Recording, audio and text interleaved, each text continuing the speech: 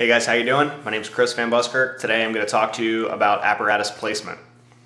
Some of you guys are already engineers, some of you are looking to take the test in the near future. Placement of the apparatus, protecting your crew, protecting the scene are the most important aspects of being a driver, some of the most important things we have to do. Vehicle accidents are probably some of the more common calls we run other than medical calls, and they're also very dangerous. How you position your apparatus rather, dictates how the call is going to go. Say you get a vehicle accident in the left lane of the road, here's your road. You want to pull up and position your truck at an angle. My SOPs dictate 45-degree angle from the curb if possible. Cut your wheels so that if anyone slams into the back of your rig, it's going to push away from the scene. The reason for that angle, not only does it protect your crew, but it also corrals traffic. So the vehicles, if you have a lane open, it'll allow the traffic coming up to see, well, there's a truck going this way, I'm going to have to go this way.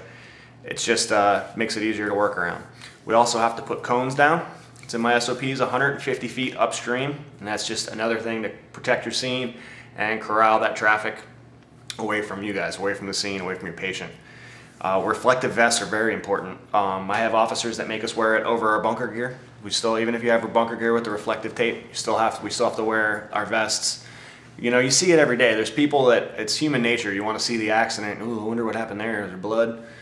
They're not paying attention, and you can get slammed, man. People die every year. Firefighters get killed every year on vehicle scenes. Very, very dangerous.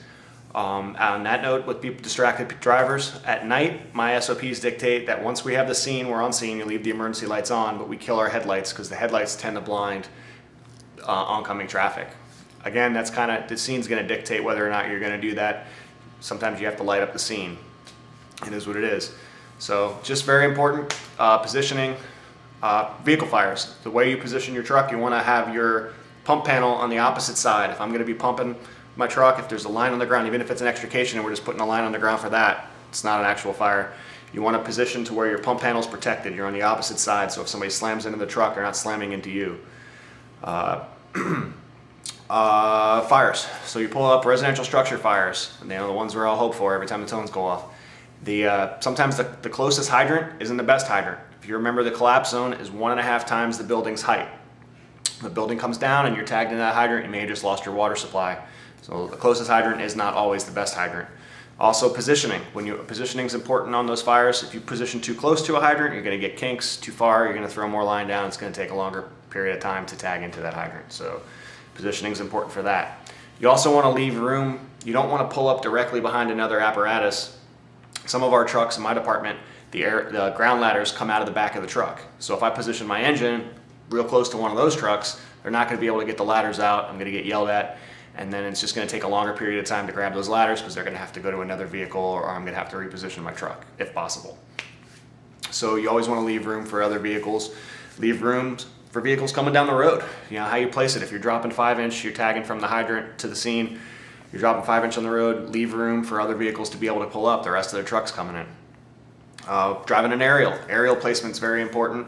You want to know, are you going to be positioning? You could be positioning for ventilation, could be a rescue, could be a surround and drown. You got to know your truck and know your positioning. You also have the outriggers. So you got to account for those. That was one of the hardest things when I started driving the aerials, was to account for those. We'd pull up in training and I forget about them, and I'm too close, and you know, you don't want to short jack. You can, it's possible. You could still, maybe, depending on which side you're able to put the jacks down. But you don't want to do it. You want to be able to position your truck, the aerial, to where you can have the outriggers out and you have room. It's also important, our truck company guys they really stress it, to give them the front of the building. It's not always the case, not always, you know, can't always do it, but they want the front of the building. Again, it depends. It depends on the scene, it depends on the call, but for the most part, you want to save room for that. You could pull the engine up. We have a ton of hose. I got 1,200 feet of 5-inch on my engine. So there's plenty of room to be able to drop a line. The aerials are only so long, so you want to leave room for the aerial truck to come in there and do their thing. So those are just some of the things you got to think about. You know, you guys, crew, like I said, crew safety, excuse me, and scene safety, two of the most important aspects. There's a lot. I've learned there's a whole lot going on with it's not just taking a test to become an engineer. You know, there's a lot you have to think about, and there's a lot you learn. Some of it's trial by fire, so to speak. You learn it on the job.